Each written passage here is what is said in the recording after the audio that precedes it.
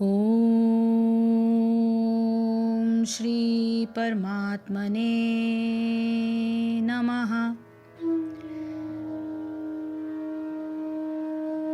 देवान् भाव्यता अनेन ते देवाः भावयन्तु वः परस्परं भावयन्तः श्रेयः परम अवाप्य सतः।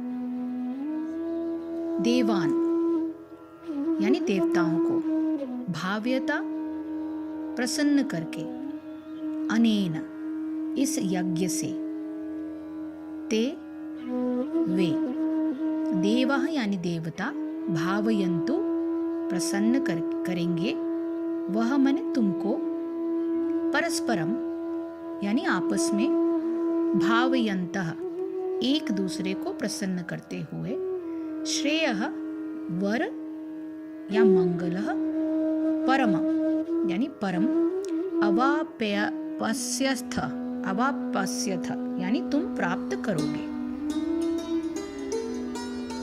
यज्ञों के द्वारा प्रसन्न होकर देवता तुम्हें भी प्रसन्न करेंगे और इस तरह मनुष्यों तथा देवताओं के मध्य सहयोग से सबों को संपन्नता प्राप्त होगी। मतलब कि एक ब्रिज बनाना। वो ब्रिज कैसे बनेगा? देवताओं और मनुष्य के बीच यज्ञों के द्वारा। तो लोग इस यज्ञ द्वारा देवताओं की उन्नति करो और वे देवता लोग तुम लोगों की उन्नति करें। इस प्रकार आपस में कर्तव्य समझकर उन्नति करते हुए परम कल्याण को प्राप्त हो, ऐसा देवताओं के द्वारा मनुष्य की उन्नति के लिए कहा गया है। तो इस श्लोक में देवता शब्द आया है। देवता भगवान के वे दिव्य शक्ति संपन्न रूप हैं जिनके द्वारा भगवान की जीवनदायिनी और कल्याणकारी विभूतियों का वितरण होता है। उदाहरण के लिए सूर्य देवता को हम लेते हैं तो वो आकाश में चमकने वाला पिंड नहीं। हम सोचते हैं कि वो आकाश में चमकने वाला एक पिंड मात्र है, लेकिन उस दिव्य शक्ति का प्रतीक है जो इस पिंड को संसार के कल्याणार्थ प्रकाशित करता है, अर्थात संसार के कल्याण के लिए वो प्रकाशमान होता है। भगवान की शक्तियां विविध रूपों में हर समय क्रियाशील रहती है, जैसे जल का बादलों के रूप में परिवर्तित होना, उनका बरसना, पृथ्वी द्वारा जीवों और वनस्पतियों इत्यादियों का धारण करना, वायु द्वारा निरंतर चलते रहना और प्राण शक्ति का वितरण करना। ये सारी जो दिव्य शक्तियां हैं, ये सारी भगवान की ही छवि है जो कल्याणकारी तरीके से हम सभी में निरंतर वितरित हो रही है। तो देवतागण सांसारिक कार्यों के लिए अधिकार प्राप्त प्रशासक माने गए हैं। प्रत्येक जीव द्वारा शरीर धारण करने के लिए आवश्यक जो चीजें हैं, वायु, प्रकाश, जल तथा अन्य सारे वर उन देवताओं के अधिकार में हैं, जो भगवान के शरीर के विभिन्न भागों में असंख्य सहायकों के रूप में स्थित है। उनकी प्रसन्नता तथा अप्रसन्नता मनुष्यों द्वारा यज्ञ की संपन्नता पर निर्भर है। कुछ यज्ञ किसी विशेष देवताओं को प्रसन्न करने के लिए किए जाते हैं, किंतु तो भी सारे यज्ञों में भगवान विष्णु को प्रमुख भोक्ता की भांति पूजा जाता है। भगवत गीता में यह भी कहा गया है कि भगवान श्री कृष्ण स्वयं सभी प्रकार के यज्ञों के भोक्ता हैं। भोक्तारम यज्ञ तपसाम, अतः समस्त यज्ञों का मुख्य प्रयोजन यज्ञपति को प्रसन्न करना है। जब ये यज्ञ सुचारू रूप से संपन्न किए जाते हैं तो विभिन्न विभागों के अधिकारी देवता प्रसन्न होते हैं और प्राकृतिक पदार्थों का अभाव नहीं रहता। यज्ञों को संपन्न करने से अन्य लाभ भी होते हैं, जिनसे अंततः भव बंधन से मुक्ति मिल जाती है। यज्ञ के सारे कर्म पवित्र हो जाते हैं, जैसा कि वेद वचन है, आहार शुद्धो सत्व शुद्धि, सत्व शुद्धो ध्रुवा स्मृति, स्मृति लंभे सर्वग्रंथीना विप्रमोक्षः, यानी यज्ञ से मनुष्य के खाद्य पदार्थ शुद्ध होते हैं और शुद्ध भोजन करने से मनुष्य जीवन शुद्ध हो जाता है।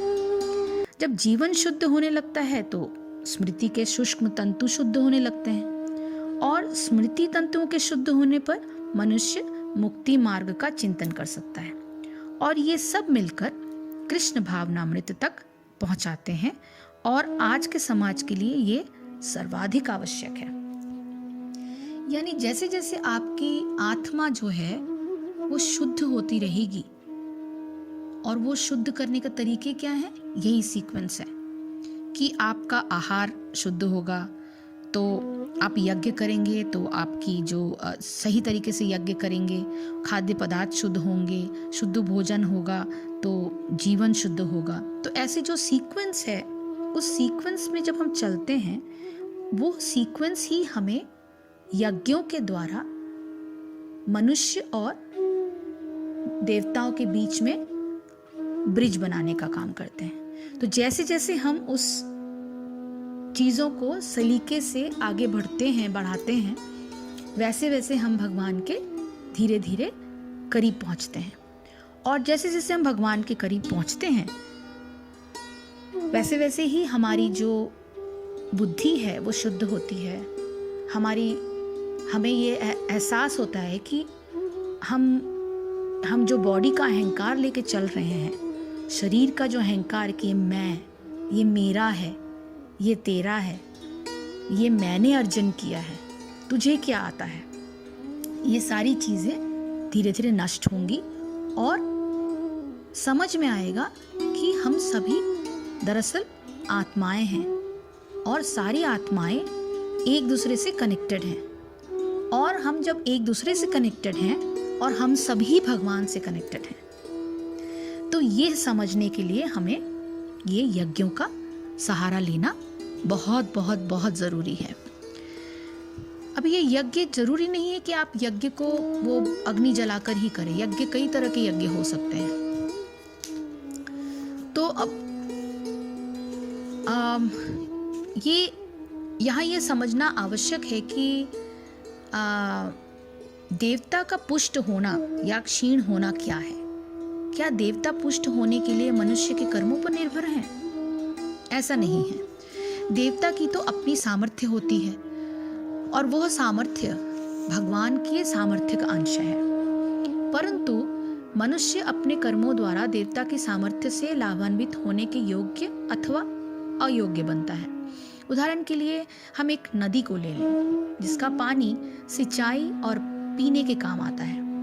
यदि उस नदी में गंदा पानी और फैक्ट्रियों का रासायनिक द्रव यानी केमिकल्स न डाला जाए तो नदी के पानी से लोग हमेशा लाभ ही उठाते हैं, क्योंकि ये फसल को सींचने के काम आता है, पीने के काम आता है।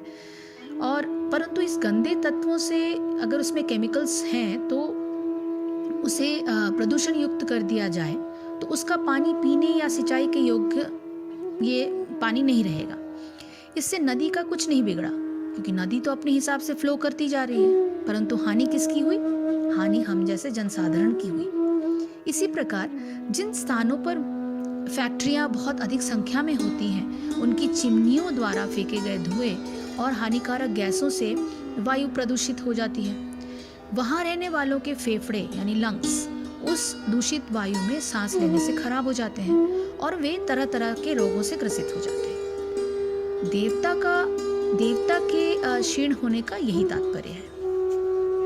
इस संबंध में देवताओं के पूजन की परिपाटी चली आ रही है। ऐसा देखा गया है कि देवताओं के पूजन के लिए कुछ मंत्र पढ़े जाते हैं और तिल, जौ आदि जो सामग्री है वो प्रस्तुत की जाती है। वास्तव में महत्व मंत्रों का ही होता है, क्योंकि मंत्र बहुत शक्ति होती है, मंत्र में बहुत ही शक्ति होती है। जो सामग्री पूजन में चढ़ाई जाती है वो तो पूजन करने वाले के भाव के प्रतीक है। देवता भाव के भूखे होते हैं और सामग्री के नहीं। उनके प्रति पूज्य भाव रखने से उनकी पुष्टि होती है और पूजन करने वाला लाभान्वित होने के योग्य होता है। परंतु ऐसा पूजन महत्वहीन होता है जिसमें श्रद्धा का भाव हो या पूजने वाले की क्रियाएं देवता की पुष्टि के विरोधी हों। एक और तो वायु देवता का पूजन हो और दूसरी ओर पूजने वाले की फैक्ट्री वातावरण में हानिकारक धुआं उगले। इससे तो कोई लाभ होने की संभावना नहीं। इसका पूरा ध्यान रखना होगा कि हमारी क्रियाएं देवताओं की पुष्टि कारक हो। इस श्लोक में भगवान बताते हैं कि यज्ञ के निमित्त जो कर्म किया जाता है उसका संपादन अर्थात उत्साहपूर्वक परंतु आसक्ति से रहित होकर करना चाहिए। ऐसा करने से वह कर्म बंधन का हेतु नहीं होता, वरन उस लोक में अत्यंत सुखकर और मरणोपरांत मोक्ष का हेतु होता है। यही मनुष्य का परम श्रेय को प्राप्त करना होता है। इसका संबंध क्या है? अब भगवान ये बताते हैं कि यज्ञों के द्वारा उन्नति को प्राप्त हुए देवता क्या करते हैं। हरे कृष्णा कृष्णा कृष्णा हरे हरे, हरे रामा रामा रामा हरे हरे, हरे कृष्णा कृष्णा कृष्णा हरे हरे, हरे रामा रामा रामा हरे हरे। जय श्री कृष्णा, जय गुरुदेव।